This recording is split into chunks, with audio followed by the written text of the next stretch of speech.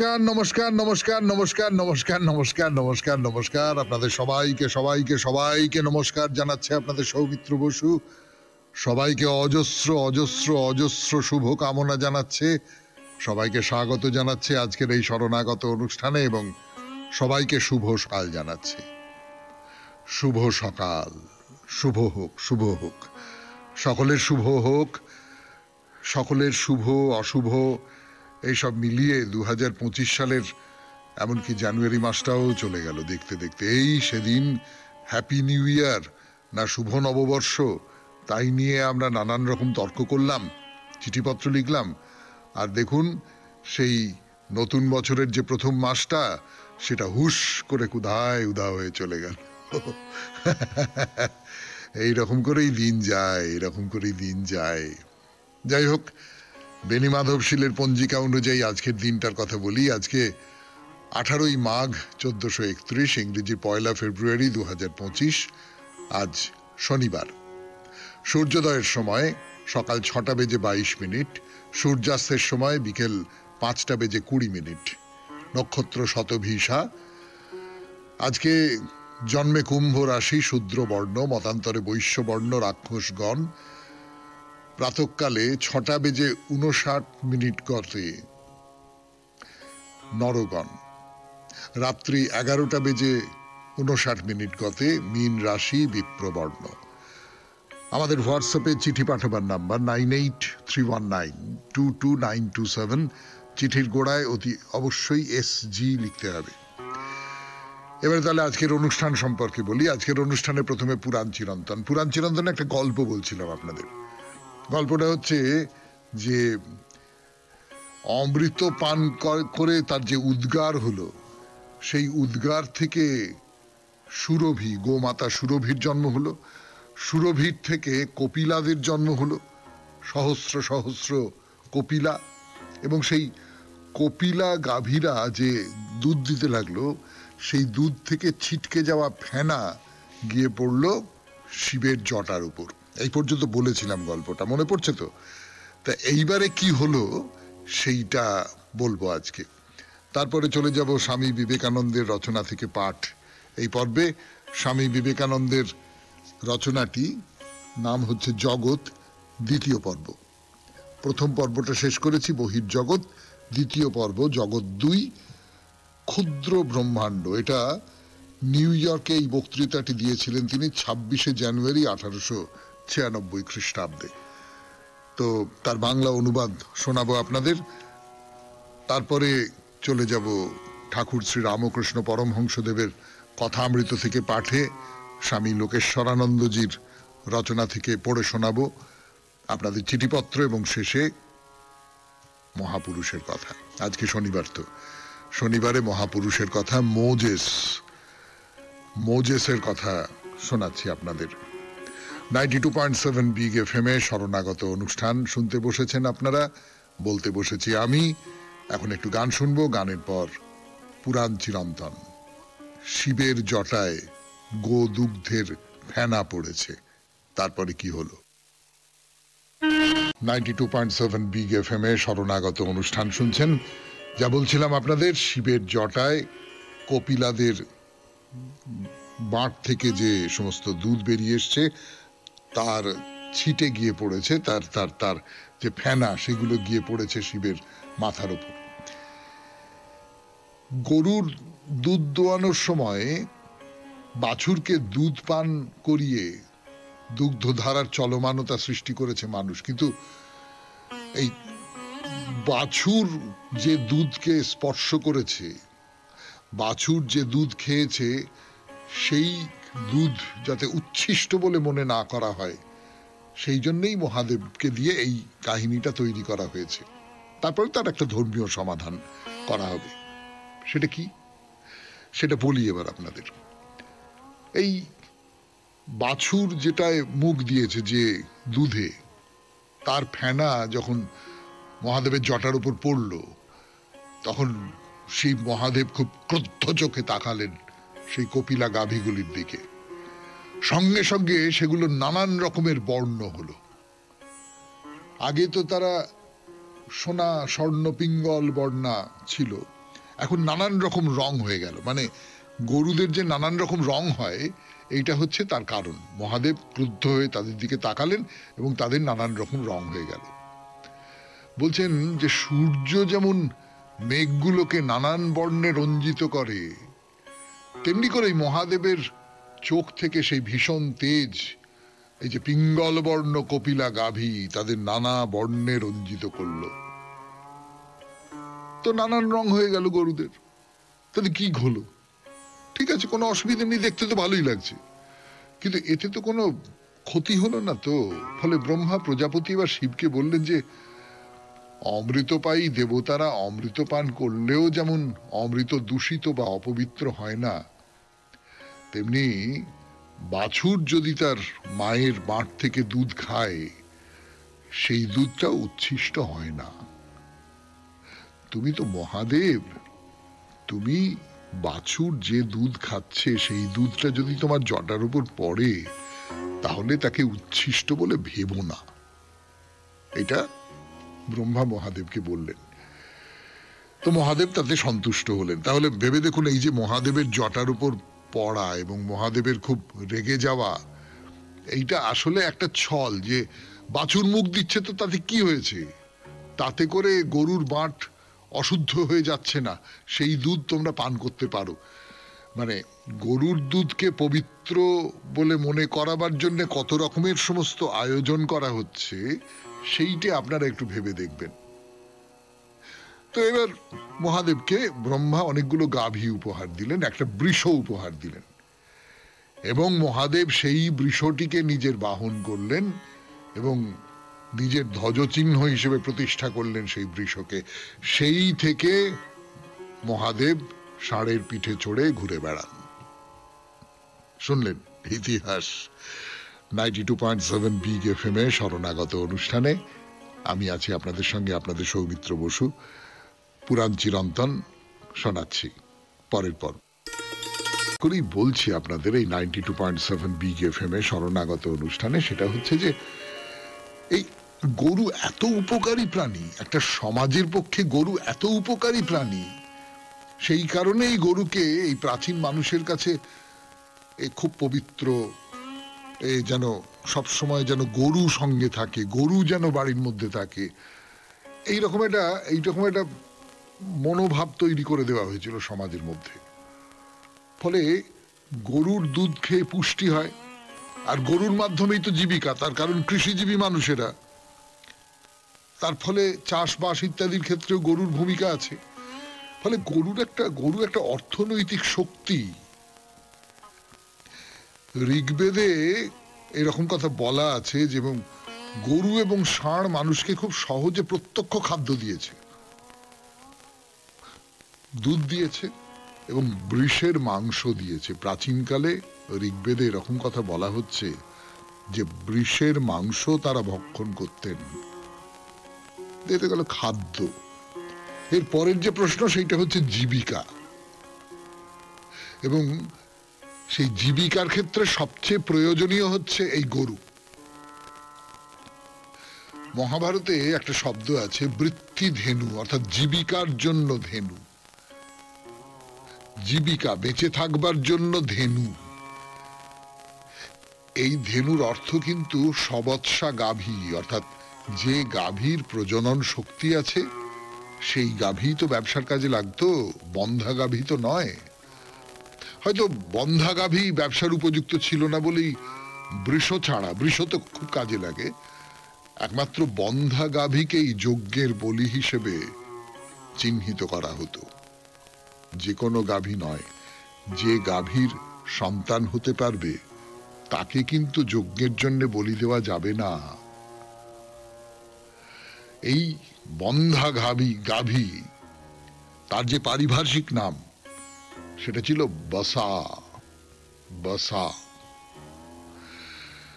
শুনলেন, গো, গাভী, বৃষ এদের কথা পুরাণে কিভাবে বলা হয়েছে, মহাভারতে কিভাবে বলা হয়েছে। 92.7 বিগ এফএম এ শরণাগত অনুষ্ঠানে এখন গান শুনবো। গানের পর স্বামী বিবেকানন্দের রচনা থেকে পাঠ, জগৎ, দ্বিতীয় পর্ব, ক্ষুদ্র ব্রহ্মাণ্ড। আমি আছি আপনাদের সঙ্গে, আপনাদের সৌমিত্র বসু। জগৎ দ্বিতীয় পর্ব, ক্ষুদ্র ব্রহ্মাণ্ড। 92.7 বিগ এফএম এ শরণাগত অনুষ্ঠান শুনছেন।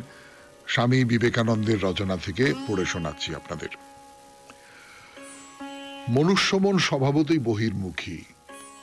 মন যেন শরীরের বাহিরে ইন্দ্রিয়গুলির মধ্য দিয়া উঁকি মারিতে চায়। চক্ষু অবশ্যই দেখিবে, কর্ণ অবশ্যই শুনিবে, ইন্দ্রিয়গণ অবশ্যই বহির্জগৎ প্রত্যক্ষ করিবে। তাই স্বভাবতই প্রকৃতির সৌন্দর্য ও মহত্ব প্রথমেই মানুষের দৃষ্টি আকর্ষণ করে। মানবাত্মা প্রথমেই বহির্জগৎ সম্বন্ধে জিজ্ঞাসা করিয়াছিল। আকাশ নক্ষত্রপুঞ্জ, অন্তরিক্ষে অন্যান্য পদার্থ নিচয়, পৃথিবীর নদী পর্বত সমুদ্র প্রভৃতি সম্বন্ধে প্রশ্ন জিজ্ঞাসিত হইয়াছিল। আর আমরা সকল প্রাচীন ধর্মেই ইহার কিছু কিছু পরিচয় পাই। প্রথমে মানব মন অন্ধকারে অনুসন্ধান করিতে করিতে বাহিরে যাহা কিছু দেখিত তাহাই ধরিতে চেষ্টা করিত। এইরূপে সে নদীর একজন দেবতা, আকাশের অধিষ্ঠাত্রী আর একজন, মেঘের অধিষ্ঠাত্রী একজন, আবার বৃষ্টির অধিষ্ঠাত্রী আর একজন দেবতায় বিশ্বাসী হইল। যেগুলিকে আমরা প্রাকৃতিক শক্তি বলিয়া জানি সেগুলি সচেতন পদার্থে রূপান্তরিত হইল। কিন্তু যতই গভীর হইতে গভীরতর অনুসন্ধান হইতে লাগিল, ততই এইসব বাহ্য দেবতায় আর মানুষের তৃপ্তি হইল না। তখন মানুষের সমগ্র শক্তি তাহার নিজের ভিতরে চালিত হইল, তাহার নিজ আত্মা সম্বন্ধে প্রশ্ন জিজ্ঞাসিত হইতে লাগিল। বহির্জগৎ হইতেই প্রশ্ন গিয়া অন্তর্জগতে পৌঁছিল। বহির্জগৎ বিশ্লেষণ করিয়া শেষে মানুষ অন্তর্জগৎ বিশ্লেষণ করিতে আরম্ভ করিল। উচ্চতর সভ্যতার স্তরে প্রকৃতি সম্বন্ধে গভীরতর অন্তর্দৃষ্টি হইতে উন্নতির উচ্চতর ভূমিতে এই ভিতরের মানুষ সম্বন্ধে প্রশ্ন উত্থিত হয়। এই ভিতরের মানুষই আজিকার অপরাহ্নের আলোচ্য বিষয়। এই ভিতরের মানুষ সম্বন্ধে প্রশ্ন মানুষের যতখানি প্রিয় ও তাহার হৃদয়ের যত সন্নিহিত, আর কিছুই তত নহে। কত দেশে কত লক্ষবার এই প্রশ্ন জিজ্ঞাসিত হইয়াছে। কি অরণ্যবাসী সন্ন্যাসী, কি রাজা, কি দরিদ্র, কি ধনী, কি সাধু, কি পাপী, প্রত্যেক নরনারী সকলেই কোনো না কোনো সময়ে এই প্রশ্ন জিজ্ঞাসা করিয়াছেন। এই ক্ষণভঙ্গুর মানব জীবনে নিত্য কি কিছুই নাই? এই শরীর মরিলেও এমন কিছু কি নাই যাহা মরে না? যখনই এই শরীর ধূলিমাত্রে পরিণত হয় তখন কি কিছুই জীবিত থাকে না? অগ্নি শরীরকে ভস্মসাৎ করিলে পর তাহার আর কিছুই কি অবশিষ্ট থাকে না? যদি থাকে তবে তাহার নিয়তি কি? উহা যায় কোথায়? কোথা হইতেই বা উহা আসিয়াছিল? এই প্রশ্নগুলি বারবার জিজ্ঞাসিত হইয়াছে। আর যতদিন এই সৃষ্টি থাকিবে, যতদিন মানব মস্তিষ্ক চিন্তা করিবে, ততদিনই এই প্রশ্ন জিজ্ঞাসিত হইবে। ইহার উত্তর যে কখনো পাওয়া যায় নাই তাহা নয়। যখনই প্রশ্ন জিজ্ঞাসিত হইয়াছে তখনই উত্তর আসিয়াছে। আর যত সময় যাইতেছে ততই উহা উত্তরোত্তর অধিক বল সংগ্রহ করিতেছে। বাস্তবিক পক্ষে সহস্র সহস্র বর্ষ পূর্বে ওই প্রশ্নের উত্তর চিরদিনের জন্য প্রদত্ত হইয়াছিল, আর পরবর্তী সময়ে ওই উত্তরই আবার কথিত স্পষ্টভাবে ব্যাখ্যাত হইয়া আমাদের বুদ্ধির নিকট উজ্জ্বলতর রূপে প্রকাশিত হইয়াছে মাত্র। অতএব আমাদিগকে কেবল ওই উত্তরের পুনরাবৃত্তি করিতে হইবে। সকলের চিত্তাকর্ষক এই সমস্যাগুলির উপর নূতন আলোকপাত করিব এমন ভান করি না। আমাদের আকাঙ্ক্ষা এই যে সেই সনাতন মহান সত্য বর্তমানকালের ভাষায় প্রকাশ করিব। প্রাচীন দিকের চিন্তা আধুনিক দিকের ভাষায় ব্যক্ত করিব, দার্শনিক দিকের চিন্তা লৌকিক ভাষায় বলিব, দেবতাদের চিন্তা মানবের ভাষায় বলিব, ঈশ্বরের চিন্তা দুর্বল মানুষের ভাষায় প্রকাশ করিব, যাহাতে লোকে উহা বুঝিতে পারে।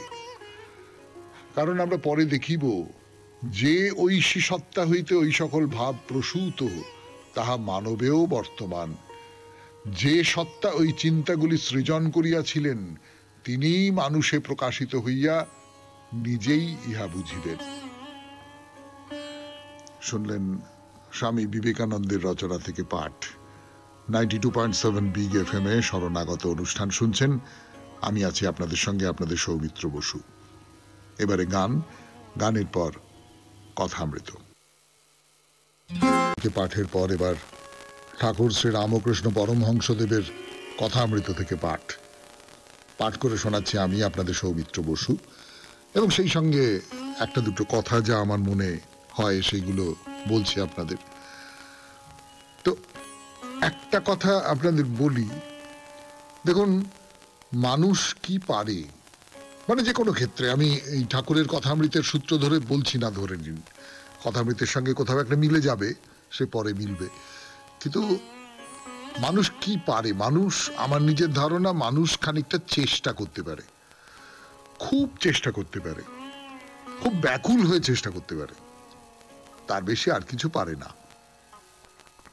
সেই ব্যাকুলতা থেকে সে কাজটা পারলো খুব ভালো, পারলো না খুব ভালো। যদি এইটা ধরে নেওয়া যায় যে কাজটা হবে না, এইটা হবে না, সেইটাই তার ইচ্ছে, তাহলে আমার মনের মধ্যে কোনো দুঃখ থাকার কোনো ব্যাপার নেই। আমি চেষ্টা করেছিলাম, পারলাম না। এই কথাগুলো কেন বলছি? এই কথাগুলো বলছি তার কারণ ঠাকুর যে কথা বলছেন, যে এই যে সংসার আর মুক্তি দুটোই হলো ঈশ্বরের ইচ্ছে। তিনি সংসারে অজ্ঞান করে রেখেছেন, আবার তিনি ইচ্ছে করে যখন ডাকবেন তখন মুক্তি হবে। ছেলে খেলতে গেছে, খাওয়ার সময় মা ডাকে, তা আমরাও সেই রকম খেলা করছি, তিনি যখন ডাকেন তখন হবে, তার আগে পর্যন্ত কোনোভাবেই হবে না। মানুষ কি করতে পারে? মানুষ তাকে পাবার জন্য চেষ্টা করতে পারে, মানুষ তাকে পাবার জন্য ব্যাকুল হতে পারে। সেই ব্যাকুলতা কোথাও তাকে টেনে নিতে বলবে, হয়তো যে এবার আমাকে টেনে নাও। তিনি টেনে নিতে পারেন, তিনি আমাদের মনের মধ্যে ওই ইচ্ছে, ওই ব্যাকুলতা জাগিয়ে দিতে পারেন, এইটা পারেন তিনি। কিন্তু যতক্ষণ সেটা না করছেন ততক্ষণ পর্যন্ত কিছু হবার নয়। তো যখন তিনি মুক্তি দেবেন তখন তিনি সাধু সঙ্গ করিয়ে নেবেন। অর্থাৎ এই যে কার সঙ্গ আমি কখন করব, সেটাও কিন্তু আসলে তার হাত। তিনি সাধু সঙ্গ করিয়ে নেবেন। সেই সাধু সঙ্গ আমার মনের ভেতরে যে ঈশ্বর লাভের যে ব্যাকুলতা আছে, সেই ব্যাকুলতাগুলোকে বাড়িয়ে তুলবে, এবং তার ফলে আমার মনের ভেতরে ওইটা তৈরি হতে থাকবে। আমি সুন্দরবনে বেড়াতে গিয়েছিলাম, জানেন, বলি আপনাদের, সুন্দরবনে বেড়াতে গিয়েছিলাম না, বাঘটা কিছু দেখতে পাইনি, কিন্তু যেটা দেখলাম সেটা হচ্ছে যে গাছগুলো রয়েছে তো, আর গাছগুলো থেকে মাটিতে গাঁথা রয়েছে অনেকগুলো ঊর্ধ্বমুখ কতকগুলো ব্যাপার। সেইগুলো হচ্ছে যে ওই গাছের যে মূল, সেইটা ওইখান থেকে অক্সিজেনটা নিয়ে গাছের ভেতরে সঞ্চারিত করে দেয়। গাছের বাইরে মাটিতে তার গোড়াগুলো রয়েছে ওপরের দিকে মুখ করে। তো এই কথাটা আমার খুব মনে হলো যে এই যে সাধু সঙ্গ, সেই সাধু সঙ্গটা কোথাও যেন এই বাইরের পৃথিবী থেকে যা কিছু ভালো, যা কিছু সাধু, যা কিছু তার প্রতি আমার মনকে নিবিষ্ট করে দেয়, সেই সমস্ত কিছু যেন টেনে নিতে পারি, সেই টেনে নেবার ক্ষমতা তিনি আমার ভেতরে তৈরি করে দেন। শুনছেন কথামৃত থেকে পাঠ, 92.7 বিগ এফএম এ শরণাগত অনুষ্ঠানে। আরো পাঠ করব, ফিরে আসছি গানের পর।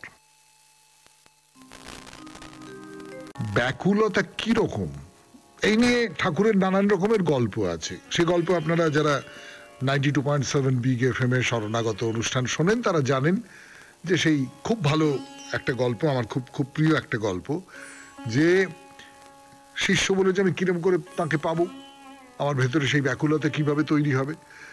তো গুরু বলেছেন আয় পুকুর ধারে, পুকুর ধারে নিয়ে এসছেন, নিয়ে এসে ঘাটটা চেপে জলের মধ্যে মুখটা গুঁজে দিয়েছেন।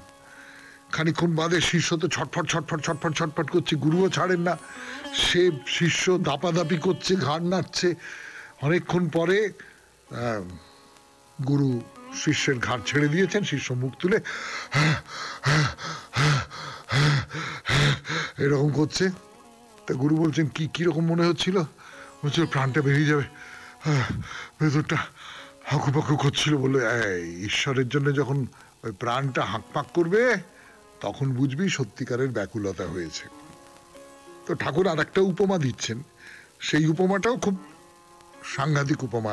এতটা ভালো উপমা হয়তো নয়, কিন্তু খুব সাংঘাতিক উপমা। সেটা হচ্ছে কর্ম গেলে কেরানির যেরকম ব্যাকুলতা হয়, সে যেমন রোজ অফিসে ঘোরে আর জিজ্ঞেস করে হ্যাঁ গা কোনো কর্ম খালি হয়েছে, ব্যাকুলতা হলে ছটফট করে কি সেই ঈশ্বরকে পাবো।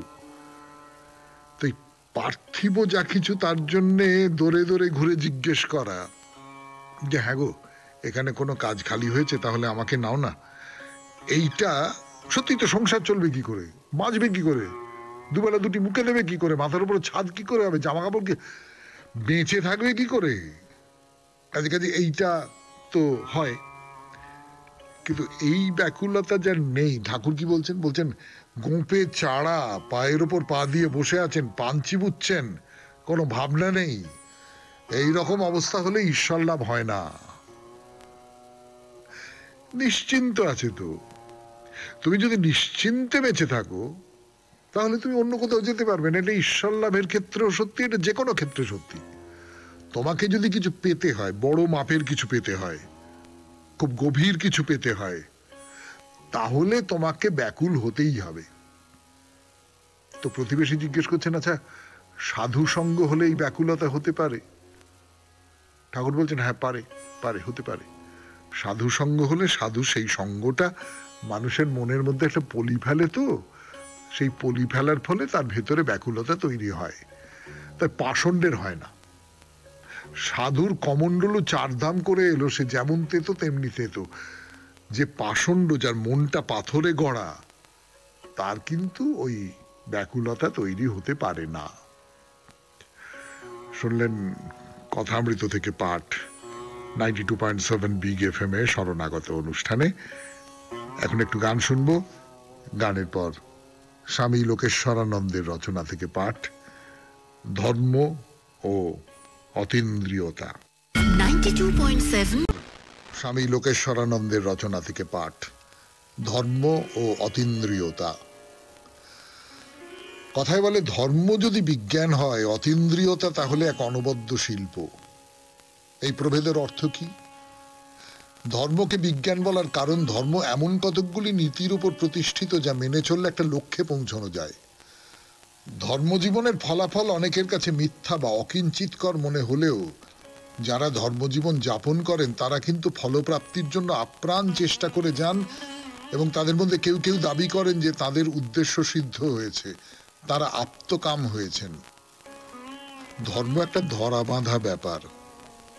কোনো মহাপুরুষের প্রেরণায় তার উদ্ভব এবং নির্দিষ্ট কোনো ধর্মগ্রন্থ তার দ্বারা তা নিয়ন্ত্রিত। প্রত্যেক ধর্মেই বহু ধরনের রীতিনীতি ও আচার অনুষ্ঠান আছে, আছে নির্দিষ্ট নানা প্রতীক চিহ্ন। ধর্ম কতকগুলি মতবাদ ও বিশ্বাসের সমষ্টি যা মানুষকে এক সূত্রে বাঁধে, সংঘবদ্ধ করে। অতীন্দ্রিয়বাদকে কিন্তু এরকম কোনো একটা নির্দিষ্ট ছকে ফেলা যায় না। সে এক অনন্য অভিজ্ঞতা বা অনুভূতির রাজ্য। প্রত্যেক অতীন্দ্রিয়বাদী সাধক নিজেই নিজের প্রভু। অন্যদের সঙ্গে তার মিল থাকতেও পারে, নাও পারে। তিনি অনুপম, নিজেই একটি শ্রেণী। বস্তুত তাকে দেখে মনে হতে পারে তিনি উন্মাদ, অথবা যেন একটি শিশু যে নিজের খেয়াল খুশি মতো চলে, কারো তো আক্কা করে না। তার সঙ্গে আপনি কি ধরনের আচরণ করলেন সে ব্যাপারে তিনি সম্পূর্ণ উদাসীন। কাউকে অনুসরণ করেন না তিনি, কোনো ব্যক্তি বা প্রতিষ্ঠানের পরোয়াও নেই তার। তার বিধান তিনি। অথচ আশ্চর্য, তিনি কাউকে আঘাত করেন না, কেউ তার শত্রু নয়। ভুলেও অন্যায় করেন না তিনি। তিনি কোনো দেশের নন কিংবা কোনো গোষ্ঠীরও নন, তিনি সকলের। তিনিই প্রকৃত বিশ্ব নাগরিক। অতীন্দ্রিয়বাদকে কোন অর্থে শিল্প বলা যায়? শিল্প এই অর্থে যে তা বিশ্বজনীন এবং চিরন্তন। শিল্প কোনো বাধা মানে না। কোনো একজন তার স্রষ্টা, একটি নির্দিষ্ট সময়ে নির্দিষ্ট কোনো স্থানে তার উদ্ভব, কিন্তু তাহলেও তার মর্মবাণীটি শাশ্বত, দেশকালের ঊর্ধ্বে তার অবস্থান। অতীন্দ্রিয়বাদ এক অনুপম শিল্প এই কারণে যে জাতি, ধর্ম, বর্ণের যে বন্ধন মানুষকে সীমিত করে, ক্ষুদ্রতার সেই গণ্ডি ভেঙে মানুষের চেতনাকে ঊর্ধ্বায়িত করে, তার মধ্যে সর্বব্যাপী বোধের এক বিকাশ ঘটায়। এর কোনো সংজ্ঞা দেওয়া যায় না, তাহলে একে সীমিত করে ফেলা হয়, এর ভাবের বিরোধিতা করা হয়।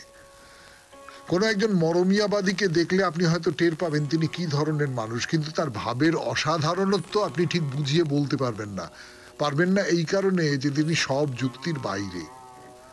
চারপাশে যা কিছু দেখে আপনি অভ্যস্ত তিনি তার মধ্যে পড়েন না, তিনি একেবারেই অন্য রকম। অন্যের কাছে তো বটেই, নিজের কাছেও তিনি এক প্রহেলিকা, কারণ কি কি পরিবর্তন তার মধ্যে এসেছে এবং তা কেমন করে এলো তিনি নিজেও তা জানেন না। তিনি যে অন্যের থেকে আলাদা সে বিষয়েও তিনি আদৌ সচেতন নন। সম্পূর্ণ অভিমান শূন্য এক মানুষ, সব পরিস্থিতিতেই তিনি অবিচল। আপনি তাকে সম্মান করুন অথবা ঘৃণাই করুন, তার কাছে দুই সমান। তার কাছে ভালো বা মন্দ, প্রীতিকর বা অপ্রীতিকর, এমনকি পাপ পুণ্য বলেও কিছু নেই, সব একাকার। তার দৃষ্টিতে সবই দিব্য। মানুষে মানুষে এবং অন্যান্য সব বস্তুর মধ্যে যে পার্থক্য, জানিয়ে মানুষের মধ্যে এত হইচই, এত অশান্তি, তার কাছে সেসবের কোনো মূল্য নেই। পার্থক্যগুলি যে কৃত্রিম এবং অসার তা তিনি ভালো মতেই জানেন। সকলের মঙ্গল কামনা করেন তিনি, সকলেই তার বন্ধু আত্মীয়। তিনি পরম বিনয়ী, অন্যের সেবা করার সুযোগ পেলেই তিনি খুশি। তিনি নির্দিষ্ট কোনো ধর্মমত প্রচার করেন না, কারণ তার ধারণা তিনি কারো শিক্ষক নন।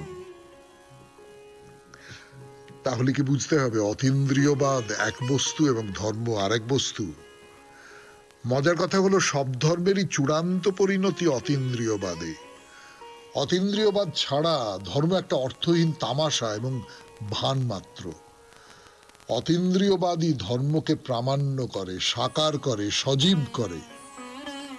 যে ধর্ম মরমিয়া সাধকের জন্ম দেয় না তা বন্ধা, সে যেন শূন্যগর্ভ একটি খোল।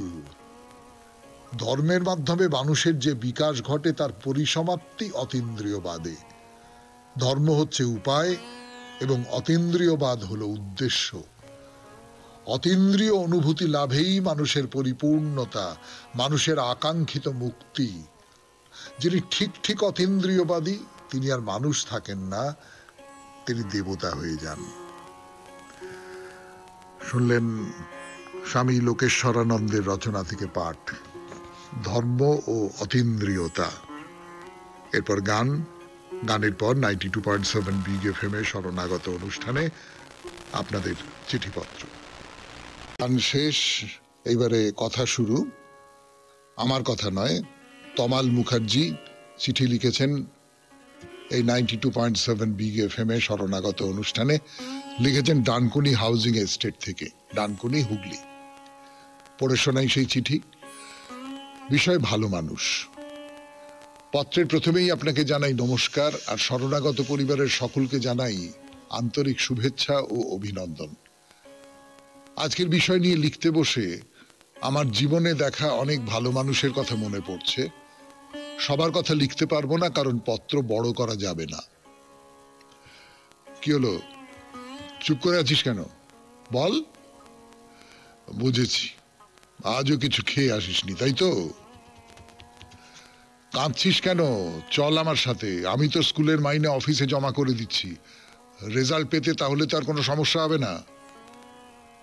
আগে হ্যাঁ, উপরের এই সংলাপ কোনো নাটক, সিনেমা বা থিয়েটারের নয়। আমার দেখা ছোট্ট খাট্ট মাপের মানুষটি, ধুতি, পাঞ্জাবি আর খাদিমের চটি পরা, ইতিহাস, বাংলা, ইংরেজি সব বিষয়ে সমান পারদর্শী আমার স্কুলের প্রয়াত শিক্ষক মাননীয় রঘুনাথ বাবুর কথাই বলছিলাম। এরকম টুকরো টুকরো সাহায্যের হাত বাড়িয়ে দিতেন তিনি নির্দ্বিধায়, নির্ভাবনায়। আমার মতো কত ছাত্রই আজ তার এই ভালোবাসা আর স্নেহের পরশে বড় হয়ে উঠেছে, তার হিসাব নেই। তিনি যদি না থাকতেন তবে হয়তো কত ছাত্রই অতলে তলিয়ে যেত। এই ভালো মনের মানুষটিকে শত কোটি প্রণাম জানিয়ে পত্র শেষ করলাম। নমস্কারান্তে, তমাল মুখার্জি, ডানকুনি হাউজিং এস্টেট, ডানকুনি, হুগলি। খুব সুন্দর চিঠি, খুব ছোট্ট চিঠি, খুব ছোট চিঠি, আরো একটু বড় করতে পারতেন আপনি।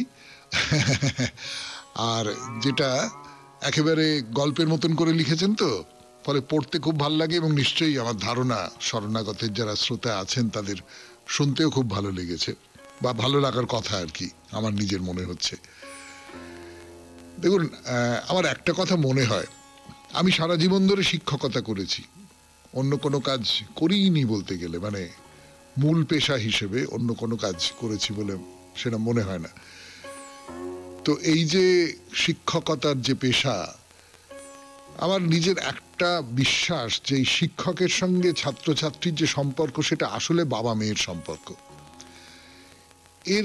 আমাদের ছোটবেলায় এইটা দেখেছি, আমি স্কুলের মাস্টারমশাইদের ক্ষেত্রে দেখেছি, কলেজ বিশ্ববিদ্যালয়ের মাস্টারমশাইদের ক্ষেত্রেও দেখেছি, যে মাস্টারমশাই মানে খানিকটা বাবার মতন, এবং সেই বাবা ছেলেটির বা মেয়েটির কোথায় কি অসুবিধে হচ্ছে, কোথায় কি, আপনি যে একটি অভাবী ছাত্রের কথা বলেছেন, সেই অভাবী ছাত্রের তার অভাবের দিকটাও যেমন দেখছেন, তার সবটাই দেখছেন, তাকে মারধর করছেন, তাকে আদর করছেন, তার বাড়ির সঙ্গে হয়তো একটা সংযোগ তৈরি হয়ে যাচ্ছে। এই সমস্ত নিয়ে এই যে মাস্টারমশাইয়ের চেহারা, সেই চেহারাটি খুব ছোট্ট একটা পরিসরের মধ্যে তমালবাবু বড় চমৎকার করে প্রকাশ করেছেন। আপনাকে অনেক ধন্যবাদ। এরপরে গানের পর মহাপুরুষের কথা, মোজেসের কথা বলছিলাম আপনাদের। মোজেস বিবাহ করেছেন যাযাবর গোষ্ঠীর একটি মেয়েকে, এবং সেই যাযাবর গোষ্ঠীর মধ্যে মিশে গেছেন তিনি, এই পর্যন্ত বলেছিলাম। তারপরে কি হলো, ফিরে আসছি গানের পর। আগত অনুষ্ঠান শুনছেন। মোজেস তো সেই যাযাবর গোষ্ঠীর মধ্যে থেকে গেছেন। আপনাদের বলেছিলাম যে সেই যে কুয়োর সামনে 7টা মেয়ে তাদের ভেড়াকে জল খাওয়াচ্ছিল, একদল লোক এসে হামলা করে, মোজেস তাদের তাড়িয়ে দিলেন। তখন তারা মোজেসকে সাদরে নিজের বাড়িতে নিয়ে এলো, এবং তাদের যে বাবা, তার সঙ্গে খুব ভালো সম্পর্ক তৈরি হলো। তার নাম রুমেন, এবং রুমেনের সঙ্গে এই সম্পর্কের সূত্র ধরে একটি মেয়ের সঙ্গে বিয়ে হলো মোজেসের। মোজেস সেই যাযাবর গোষ্ঠীর সঙ্গে থেকে গেলেন। খুব অল্প দিনের মধ্যেই তিনি ওই ভেড়া চালানোর কাজ, ভেড়া চড়ানোর কাজ শিখে গেলেন। বেশ কয়েক বছর পার হয়ে গেছে। এদিকে ফারাওয়ের অকথ্য অত্যাচারে মিশরে ইহুদিদের অবস্থা একেবারে দুর্বিষহ হয়ে উঠেছে। যারা মিশরীয়, তারা ইহুদিদের মনে করত পশুর চেয়েও হীন, যা তা অত্যাচার করত, অপমান করত। এত কষ্ট আর সহ্য করতে পারছিল না ইহুদিরা। দিনরাত তারা ঈশ্বরের কাছে প্রার্থনা করে, এই দুঃখের দিন যেন শেষ হয় প্রভু, এই দুঃখের দিন যেন শেষ হয় প্রভু, এই দুঃখের। এদিকে মোজেস ওই মিডিয়াতে পশুপালন করেন, ভেড়া চড়ান, এইসব করেন, কিন্তু ইহুদিদের কথা তিনি ভুলতে পারেন না। ইহুদিদের যে কষ্ট, সেই কষ্টের খবর তার কাছে আসে, সেই কষ্টের নানান প্রমাণ তার কাছে আসে, তার সমস্ত মন ব্যথিত হয়ে ওঠে। এর একটা প্রতিকার করতে হবে, তো প্রতিকার করা দরকার, কিন্তু কিভাবে প্রতিকার করব আমি কিছু জানি না। কিছু এই ভেতরে ভেতরে ভেতরে ভেতরে ছটফট করছে। তো একদিন এরকম ভেড়ার পাল নিয়ে ঘুরতে ঘুরতে ঘুরতে ঘুরতে একটা জায়গা, নির্জন জায়গা, একটা পাহাড়, সেই পাহাড়ের ধারে এসে পৌঁছেছেন মোজেস। ওই পাহাড়ের সামনে কিছু গাছপালা আছে। হঠাৎ হঠাৎ তিনি দেখতে পেলেন যে সেই গাছপালার ভেতর থেকে একটা আলোর ঝলক, একটা আলোর ছটা বেরিয়ে এলো। সে অসম্ভব তীব্র সেই আলো, মনে হলো দু চোখ যেন ঝলসে যাচ্ছে। তাকিয়ে থাকা যায় না, কিন্তু মোজেস তাকিয়ে থাকলেন সেই দিকে, আলোর দিকে। তার কিনা মনে হচ্ছে যে সেই আলো তাকে তাকে ঘিরে ফেলছে, ঘিরে ফেলে তার চারপাশে যেন ঘুরছে, আলোর বলয়ের মধ্যে তাকে আচ্ছন্ন করে ফেলছে। তারপর তিনি শুনতে পেলেন সেই আলোর মধ্যে থেকে একটা অলৌকিক কণ্ঠস্বর ভেসে এলো, মোজেস, মোজেস। কণ্ঠস্বর শুনে চমকে উঠলেন মোজেস। আমাকে ডাকছে, আমার নাম ধরে কেউ ডাকছে। কে আপনি? কে আপনি? আমাকে ডাকছেন? সেই অলৌকিক কণ্ঠস্বর বলে উঠল, আমি তোমার আর তোমার পূর্বপুরুষদের একমাত্র ঈশ্বর। ঈশ্বর? ঈশ্বর, স্বয়ং ঈশ্বর আমার সঙ্গে কথা বলছেন? মোজেস বিশ্বাস করতে পারছেন না। মাটিতে নতজানু হয়ে বসে পড়লেন, বললেন, আমার কাছে আপনার কি দরকার প্রভু? তুমি আমার প্রতিনিধি হিসেবে মিশরে যাও। সেখানে ফারাওয়ের হাতে ইহুদিরা অমানসিক নির্যাতন ভোগ করছে। তুমি ইহুদিদের মুক্ত করে নতুন দেশে নিয়ে যাবে। তো মোজেস বলছেন, আমি একজন সামান্য মেষপালক, আমি কেমন করে তাদের মুক্তি দেব? আমি অদৃশ্যভাবে তোমাকে কাজ করতে সাহায্য করব মোজেস। তুমি ফারাওয়ের কাছে যাও, গিয়ে ইহুদিদের মুক্ত করে দেবার জন্য অনুরোধ করো। কিন্তু মোজেসের মনে হচ্ছে যে না না না না, এটা এই আমি ফারাওকে বললে ফারাও রাজি হয়ে যাবে, এটা কখনো হয় নাকি? আর ইহুদিরাই বা আমার কথা শুনে তাদের দেশ ত্যাগ করে চলে যাবে কেন? ঈশ্বর তার অন্তরের কথা বুঝতে পারলেন, বললেন, তুমি ইহুদিদের গিয়ে বলবে আমি তোমাকে প্রেরণ করেছি, আর তাই সকলেই যেন তোমার আদেশ মেনে চলে। শুনছেন 92.7 বিগ এফএম এ শরণাগত অনুষ্ঠান। মহাপুরুষের কথায় এই পর্যায়ে মোজেসের কথা বলছি আপনাদের। ফিরে আসছি গানের পর। এলাম 92.7 বিগ এফএম এ শরণাগত অনুষ্ঠানে। সেই পাহাড়ি জায়গায়, সেই বন জঙ্গলের ভেতর থেকে সেই তীব্র আলোক ছটা মোজেসকে নির্দেশ দিচ্ছে যে তুমি ফারাওয়ের কাছে যাও, ফারাওয়ের কাছে গিয়ে বলো ইহুদিদের মুক্ত করে দিতে, এবং ইহুদিদের বলো আমার সঙ্গে এসো, আমি তোমাদের নতুন দেশে নিয়ে যাব। তো মোজেস বলছেন যে কি করে তা সম্ভব? আমি কি করে, তারা আমার কথা শুনবে কেন? ফারাও আমার কথা শুনবে কেন? আমি কে? আমি সামান্য একজন মেষ পালক। তা সেই কণ্ঠস্বর বলছে, তুমি ইহুদিদের বলবে যে আমি স্বয়ং ঈশ্বর তোমাকে পাঠিয়েছি। তো মোজেস বললেন, কিন্তু তারা যখন ঈশ্বরের নাম জানতে চাইবে তখন আমি কি জবাব দেব? তখন তিনি বললেন, বেশ, তুমি বলো আমি তাদের ঈশ্বর জিহোভা তোমাকে প্রেরণ করেছি। তো মোজেস এটা বুঝতে পারলেন যে আমার নিজের শক্তি না, ঈশ্বর আমাকে যে শক্তি দিয়েছেন তাই দিয়ে আমাকে এই সমস্ত কাজ সমাধান করতে হবে। তো এতদিন পর্যন্ত দেব